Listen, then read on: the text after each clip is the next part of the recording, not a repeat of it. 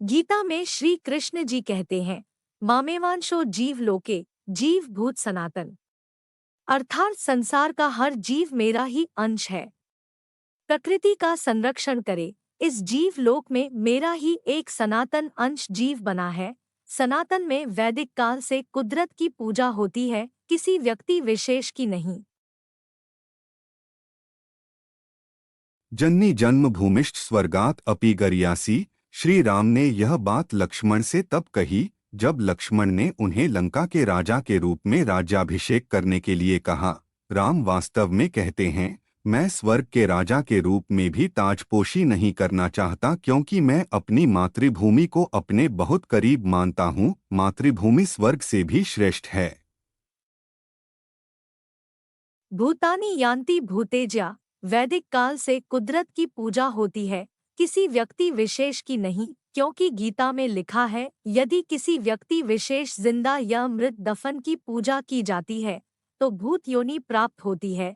इस्लाम और क्रिश्चियनिटी में व्यक्ति विशेष की पूजा की जाती है, जिससे हमें बचना चाहिए। साईं बाबा की पूजा भी भूत योनि में ले जाएगी। भूतानि यान्ति भूतेज्या।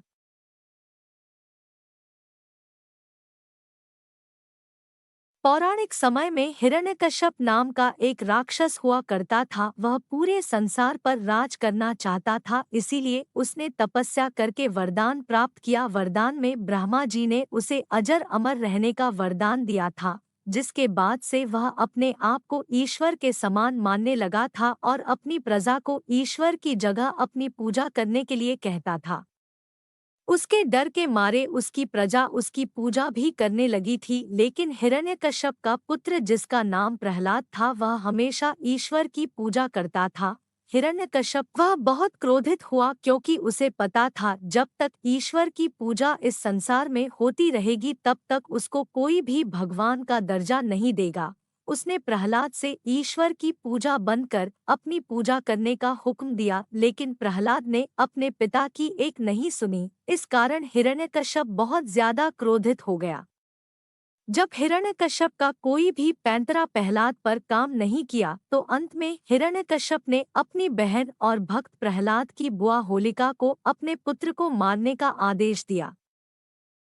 हिरण्यकश्यप की बहन होलिका को ईश्वर से वरदान प्राप्त था कि अग्नि उसका कुछ भी नहीं बिगाड़ सकती, अर्थात वह अग्नि में जल नहीं सकती है।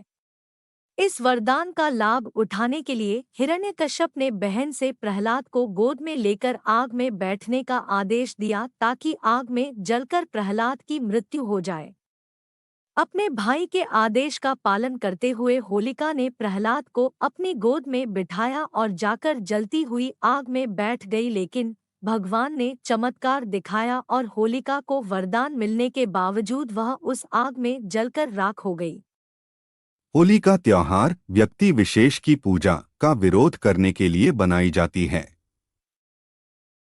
भगवान ने नरसिंह अवतार लिया और हिरण्यकश्यप का वध किया।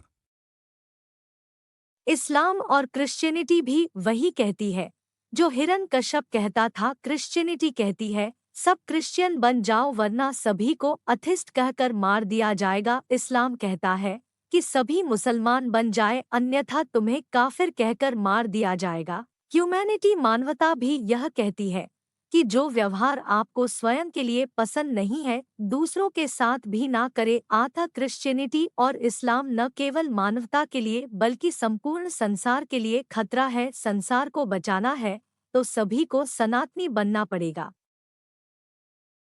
हमारे पास हमारे पूर्वजों की विरासत में मिली वैज्ञानिक सनातन संस्कृति है, जो हमारे जीवन को महिमामय और गौरवशाली बनाती हैं। वेदों में जीवन को जीने का तरीका बताया गया है। आप प्रकृति के साथ संतुलन बनाकर एक स्वस्थ जीवन, सभ्य समाज बना सकते हैं।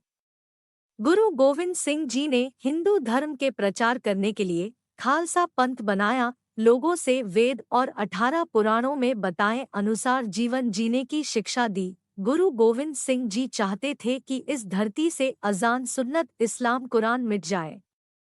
इसके लिए उन्होंने न केवल अपने पिता और अपने सभी पुत्रों का बलिदान कर दिया, गुरु तेग बहादुर जी ने धर्म बचाने के लिए शीश कटा दिया पर औरंगजेब का इस्लाम कबूल नहीं किया। इसी प्रकार गुरु तेग बहादुर जी के बलिदान से मात्र 5 दिन पहले 1 जनवरी 1670 को हिंदू धर्म रक्षक वीर गोकुला जाट को उसके 7,000 हिंदू साथियों सहित बंदी बना लिया गया।